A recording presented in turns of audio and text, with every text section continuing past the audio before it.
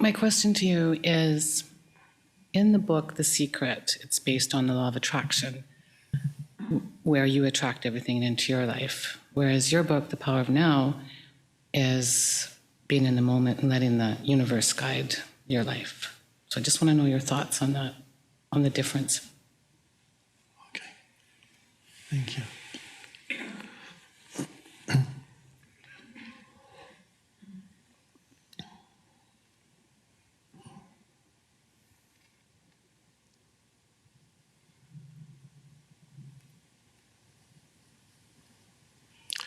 Well, as we can see, if we look around, the universe or life creates life forms everywhere, wherever we look. So the universe loves to create form, it seems.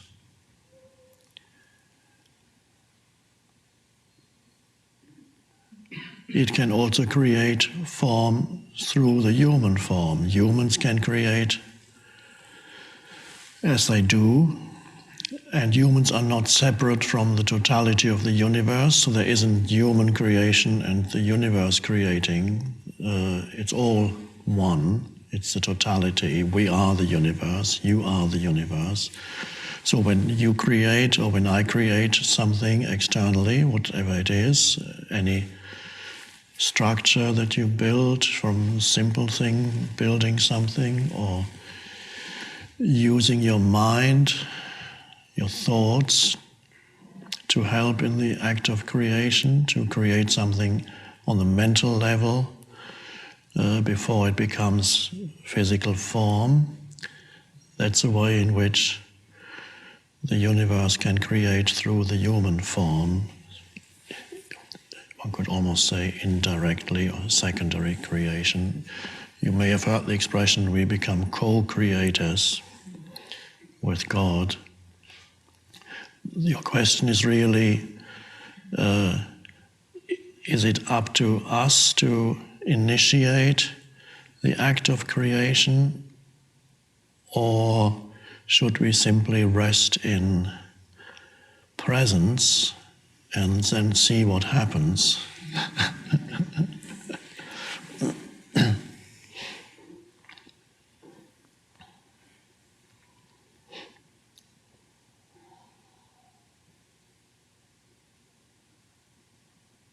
The foundation, of course, for creation is resting in presence.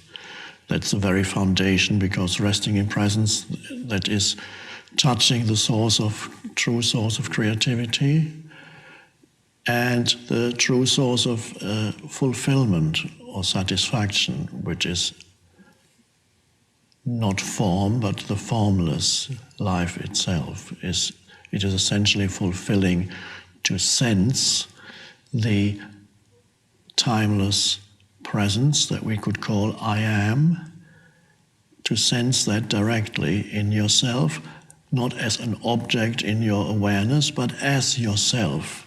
So it's a self-realization of consciousness, not a subject-object realization. And that is essentially happiness, if we want to use that word, aliveness, fulfillment. And that is essentially your identity, your true identity, which has no form. That's why the Buddhists say there is no self. Self in the sense of anything that you consider yourself that has form, a psychological or physical form, is not who you are.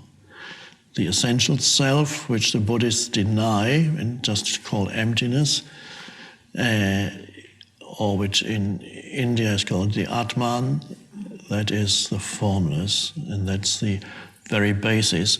If you create before having consciously realized the source of creation, then you belong to all those billions of humans who create out of the state of identification with form, which we could call the ego state. But that's also the universe.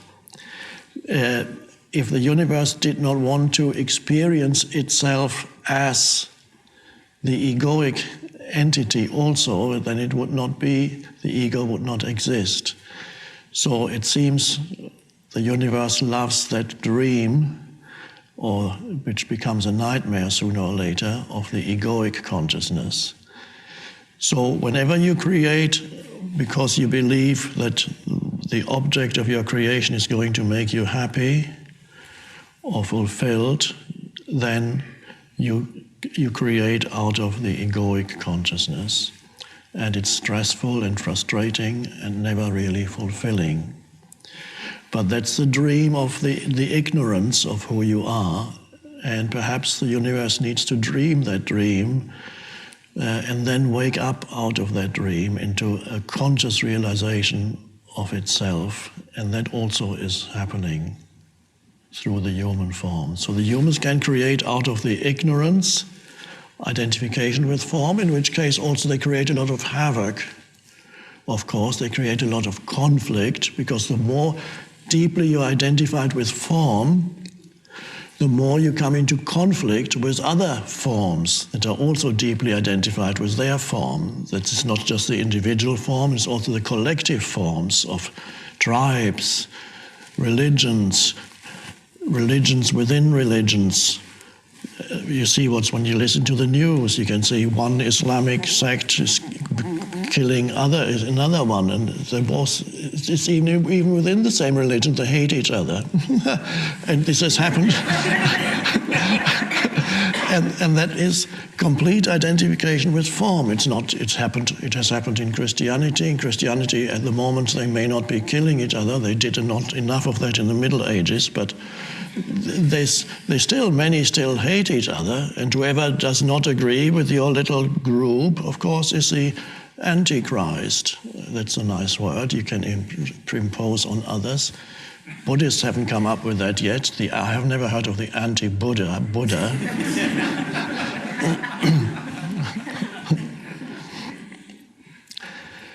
So, and that's within the totality, that's fine too, because that's the dream of identification with form. And how do I know that? Because I've been in that dream, and I've come out of that dream of identification with form.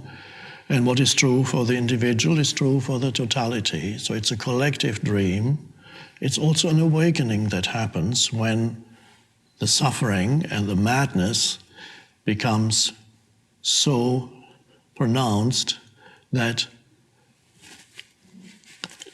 it forces you to open your eyes. And then you look and say, what am I doing? What are we doing? What have I done? What have we done? So this happens when the suffering becomes very acute, as happened, for example, on a very large scale in the 20th century, when after the First World War, when for the first time the tools of technology and science were used in warfare. There had been warfare for thousands of years before, but now it became magnified through the tools of science and technology: bombs, gas, poisonous substances, artillery, tanks, submarines, machine guns. And suddenly they created havoc that they'd never seen before on such a huge scale, millions and millions of dead, and nobody actually remembered how did it all start? What was the beginning of the First War? They just drifted into it totally blindly, identified with their little tribe, their little nation.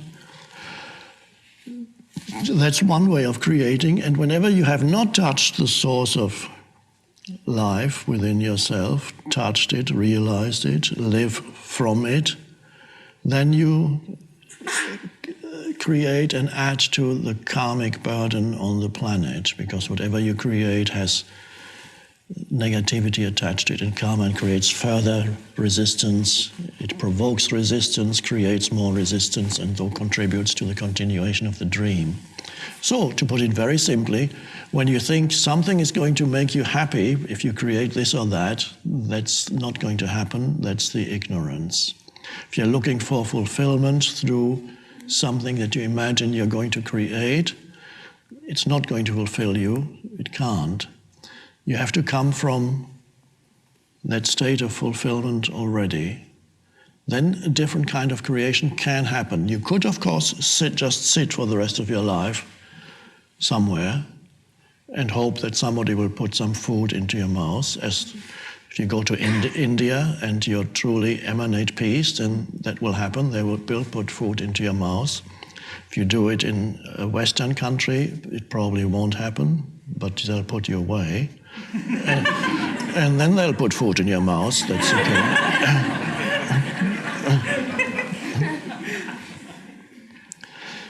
Most people find that even if they rest in presence, at some point, the impulse to act will be there. It could be action on a small scale, very small scale. It could be action on a larger scale. It may not immediately be action. It may be an inspiration or an idea or a vision that suddenly rises into your mind. And then you contemplate that, and it feels empowered.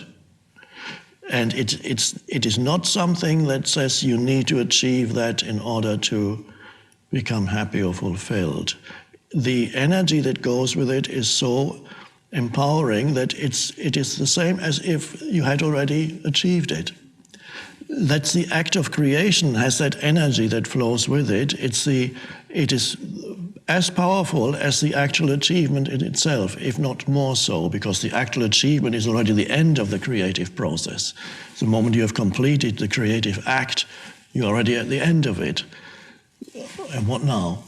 So the empowerment is in the doing, not the arriving. That's the egoic delusion, is that the empowerment is in the arriving.